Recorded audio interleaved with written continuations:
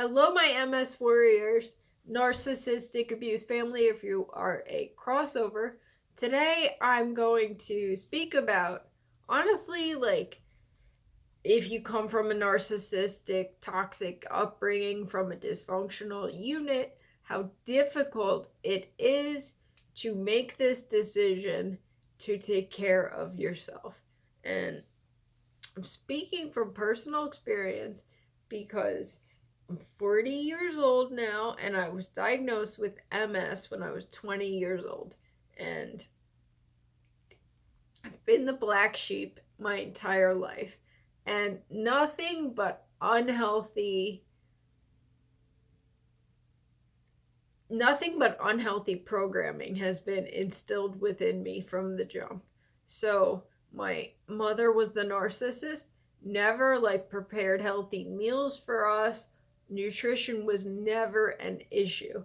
When I was in high school, I lived on Stouffer's mac and cheese and these disgusting breakfast sandwiches. They were delicious, don't get me wrong. They're frozen. They're so unhealthy. They don't even make them anymore. But I lived on that all through high school. Nobody cared. She didn't say anything. As long as I wasn't bothering her, as long as, she didn't have to do anything or cook or, she wasn't being bothered, that was good. But in terms of committing myself to this best bet diet and this whole lifestyle change, I'm just so thrilled. It's such a relief to know that there is hope. Like Matt Embry said, it starts as hope and it changes to knowing, to just reassurance, really, that you're doing the right thing. You're on the right path because this is proven, scientific evidence. It's worked for people. People have completely cured themselves from MS by just a lifestyle change, a dietary change. And I was not equipped with the life skills, first of all, to worry about nutrition and to make that a priority in my life, but as well, caring enough about myself to commit myself to my health, to my well-being. So it's pretty awesome to be at this place in my life where I'm doing this.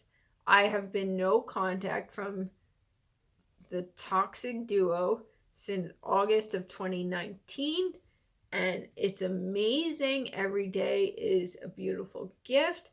I'm so grateful for my husband and our beautiful children.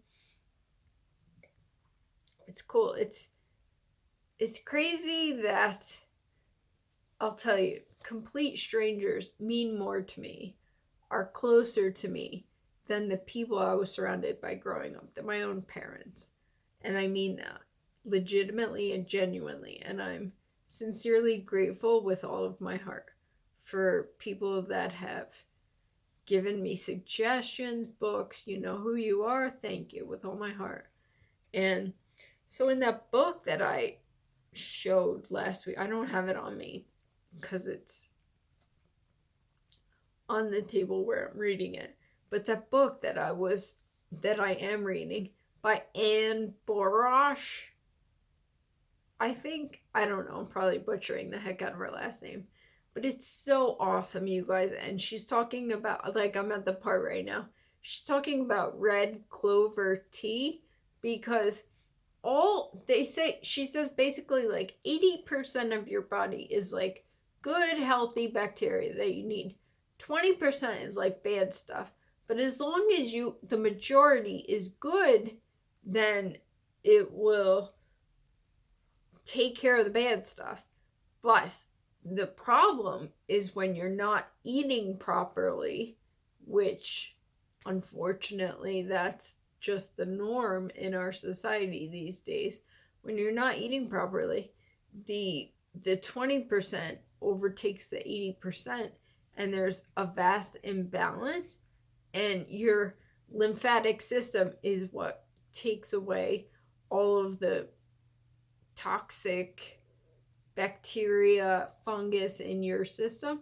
So your lymphatic system that eliminates all of that is not working properly, because basically, like, say you have a car that runs on gasoline, you put diesel in it or you put sugar in the gas tank, it's not going to work properly, right? So this is the concept of the lifestyle. I'm so sorry. I don't think that's ever happened to me before. Anyway, but that's the concept between the dietary lifestyle changes, is that your body is completely equipped to heal itself, provided you put the right stuff in it. You fuel yourself properly, and that's what we're doing with this diet. And I'm so excited. It's incredible. It feels so good to be doing something to help myself. You know, I just got finished saying narcissist, if you had narcissistic upbringing, they view the world through an external locus of control. Like, nothing is their doing. They have no control over anything. You know, all the negativity in their life is, they're a victim to it. They're just at the mercy of all of these negative elements that are causing them their unhappiness. So they have absolutely no accountability. They take no initiative whatsoever to do better for themselves, and they train you that way as well. So I'm breaking out of that, and it's pretty awesome to be taking care of myself, to be taking the initiative, doing better. So I started with this red clover tea, by the way, that's in the book, and it speaks about how it helps to eliminate the toxins in your body. So when you change your diet, that helps to steer you in the right direction, to upright the ship, so to speak.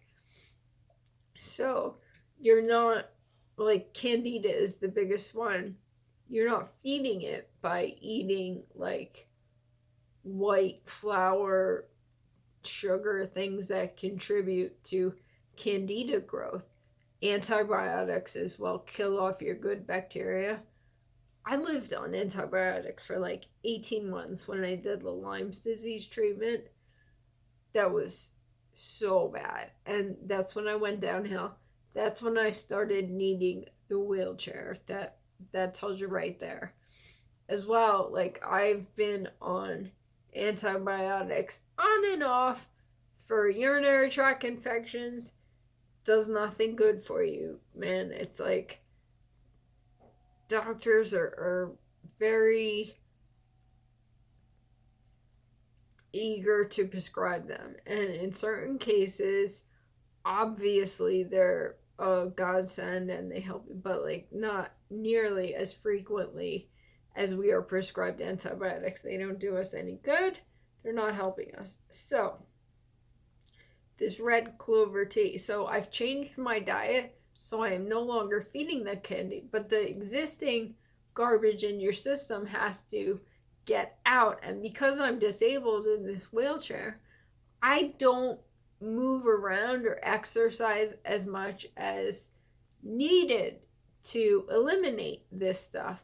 Like they say, exercise is the best way to get all this garbage out of your system. And I'm not exercising nearly, like, I barely move, you know? So the red clover tea is very helpful in doing that. So I'm doing it. I got it. It's totally fine. It's not like delicious or anything, but heck yeah, I will drink it 3 times a day. No problem. What else was I gonna say? So that's where I'm at with that.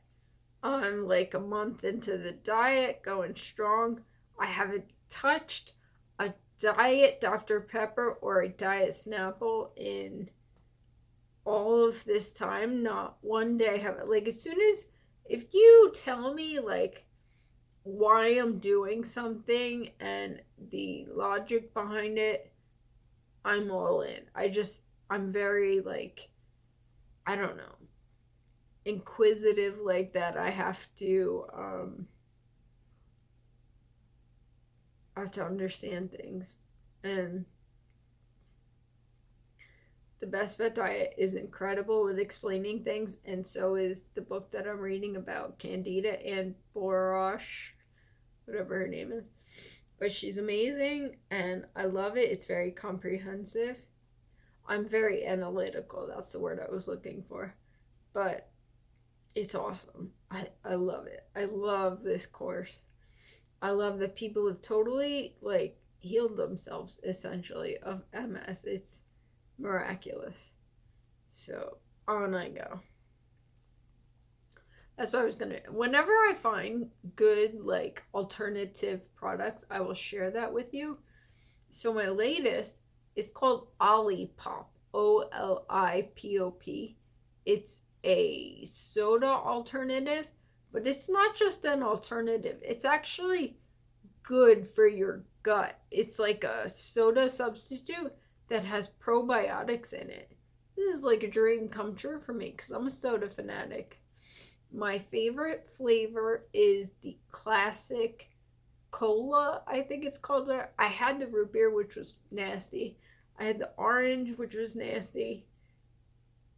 The ginger ale, it's not bad, but oh, I had like the strawberry vanilla. That was nasty too.